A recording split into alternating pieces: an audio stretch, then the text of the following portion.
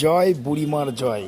এসে গেছি আজকে আমরা মুড়াগাছা বুড়িমা কালীতলাতে, সবাই মিলে একসাথে পুজো দেওয়ার উদ্দেশ্য করে। অনেক লোক একসাথে বসে আছে। মন্দিরটা পুরোটা দেখানোর চেষ্টা করছি আমি। বন্ধুরা দেখো, শুধু সত্যি মন্দিরটা এত সুন্দর, খুব জাগ্রত মন্দির। যারা যারা এখনও আসেনি অবশ্যই আমি বলবো সবাইকে একবার করে ঘুরে যেতে, একবার এসে পুজো দিয়ে যেতে মায়ের কাছে। খুব জাগ্রত মন্দির, নামকরা মন্দির।